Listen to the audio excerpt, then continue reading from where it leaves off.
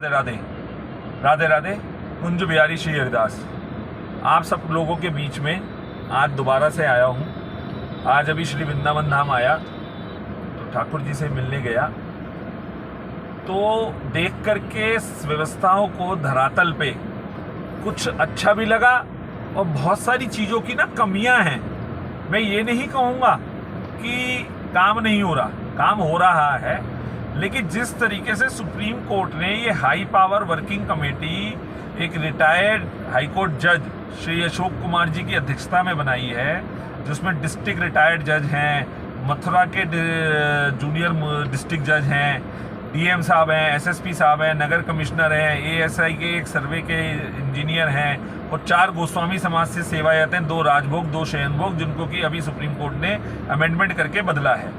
तो ये जो कमेटी है ये धरातल पे काम क्यों नहीं कर रही है? ये हाई पावर वर्किंग कमेटी है, ये हाई पावर कमेटी नहीं है। वर्किंग कमेटी का मतलब होता है, जहां तक मुझे पता है, कि वो कमेटी धरातल पे जमीनी स्तर पे उतर के काम करेगी, चाहे वो अपने नीचे टीम बना के काम करे, वॉलंटियर्स रख के काम करे, स्टाफ रख के काम करे, लेकिन उसको धरातल पे काम करना होगा।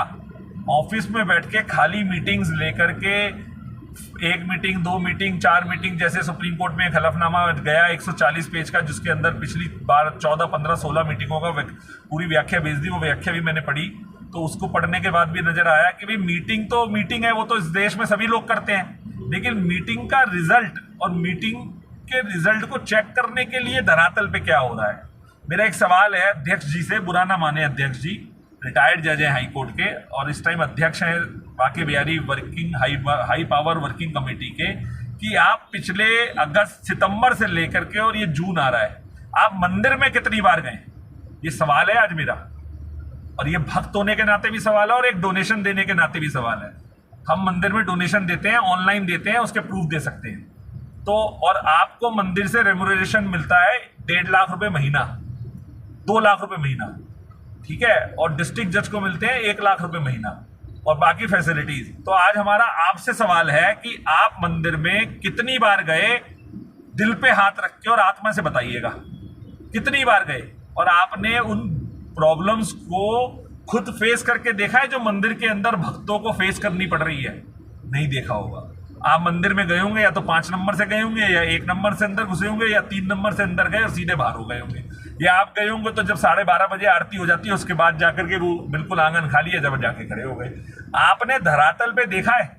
एक आपके मैनेजर है मुनीश जी, वो मैनेजर पिछले 20 साल से हम देख रहे हैं, वो मैनेजर आज तक नहीं बदला गया। हाई पावर वर्किंग कमेटी आई, उसने भी वो मैनेजर नहीं बदला। क्यों नहीं बदला? वो मैनेजर काम कर रहा है, धरातल पे काम करता है। उसकी आप उसके कमरे के अंदर एक कैमरा लगवा करके या सीसीटीवी कैमरे में एक बार चेक तो कराइए कि वो मंदिर में कितनी देर रहता है, कितनी देर काम करते हैं भाई साहब, वो भी मंदिर से तनख्वाह पाते हैं। तो ये तो सोचने वाली बात है ना कि हम धरातल पे क्या काम कर रहे हैं। जैसे मीटिंग करनी है और मंदिर से जो हमें मिल रहा है प्रसाद के रूप में 2 लाख 1 लाख आदमी खाना पीना, तो हम उसके सिर्फ उसको भोगें। बड़े कड़वे शब्द बोल रहा हूं मैं कि हम उसे भोगें, भोग ही रहे हैं ना, तो ये बात गलत है।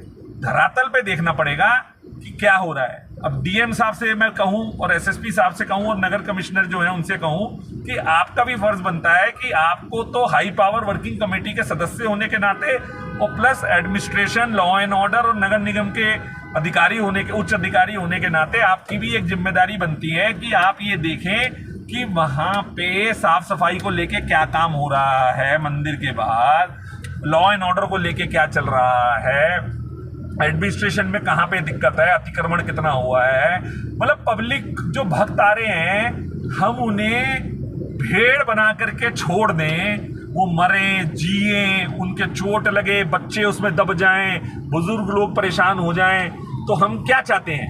मतलब हम क्या सोचते हैं और क्या चाहते हैं। और मेरे जितने भी हाई पावर कमेटी के सदस्य हैं और मेंबर हैं और जो अध्यक्ष हैं, उनसे एक हाथ जोड़ के विनती है,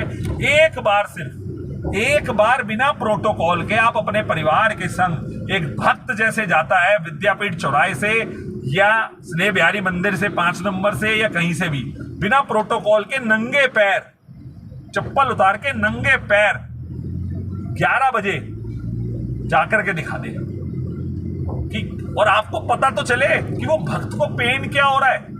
अभी तो आपको पता ही नहीं चल रहा भक्त को पेन क्या हो रहा है, और जब तक आपको ये पता नहीं चलेगा कि भक्त को कष्ट क्या हो रहा है, एज अ भक्त आप जब बन के जाओगे तो आपको कष्ट पता चलेंगे ना। मेरी बात कड़वी बहुत लगेगी, और हो सकता है इस वीडियो के बाद मेरा नाम नंबर ढूंढा जाए। मेरा नंबर मैं बता देता हूं, 8130487111। दीपक गुप्ता मेरा नाम है, दिल्ली से हूं मैं, ठीक है। लेकिन ये बात सच्चाई है कि अशोक कुमार जी डिस्ट्रिक्ट कोर्ट के रिटायर्ड जज, जो भी मैं नाम उनका बोल रहा हूं, डीएम साहब, एसएसपी साहब, नगर कमिश्नर साहब, आप लोग एक बार मंदिर में बिना प्रोटोकॉल के अपने परिवार सहित नंगे पैर विद्यापीठ चौराहे से बिना प्रोटोकॉल के, एक आम आदमी की तरह बिना प्रोटोकॉल के अपने पूरे परिवार के साथ, आपकी अगर माताजी जाती हैं तो माताजी से लेके और आपके घर में बेटा बहू, उसके बच्चे या आपके बच्चे जो शादीशुदा नहीं है, उन सबको लेके नंगे पैर बिना प्रोटोकॉल के एज अ भक्त बन के विद्यापीठ चौराहे से या मल्टी लेवल पार्किंग में गाड़ी खड़ी करके और वहां से और बिहारी जी तक एक नॉर्मल आदमी बन के आकर के देखे तो सही कि कहां पे क्या क्या समस्याएं हैं। आप लोग चल देते हैं प्रोटोकॉल में, आपके संग 15 अधिकारी, 4 पुलिस वाले, हटो जी, बैठाओ जी, देखो जी, दिखाओ जी, आप फोटोबाजी हो रही है, फोटो सेशन हो रहे हैं, क्या फायदा है। और हम डोनर हैं, मंदिर को हम पैसा देते हैं, हम टैक्स देते हैं, तो पब्लिक सर्वेंट की तनख्वाह भी हमारे टैक्स के पैसे से जाती है, तो हमारा दोनों से अकाउंटेबिलिटी लेने का राइट बनता है। तो अभी हम ये राइट प्रार्थना के रूप में आपसे ले रहे हैं, और अगर आप लोग इस चीज को नहीं समझेंगे तो फिर कोर्ट तो है ही, फिर कोर्ट के रास्ते लेना पड़ेगा, लेना तो पड़ेगा और आपको देना पड़ेगा।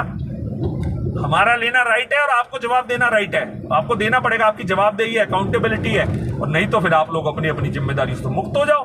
क्या दिक्कत है, आदमी नौकरी में होता है, अगर वो अपनी सक्षमता नहीं दिखा पा रहा, कैपेबिलिटी नहीं है, तो इस्तीफा दे देता है अपने पद से। आप लोग भी इस्तीफा दे दो। तो मेरी आप लोगों से रिक्वेस्ट है कि इसको आप गहराई से सोचें और एक बार जाएं जरूर। राधे राधे।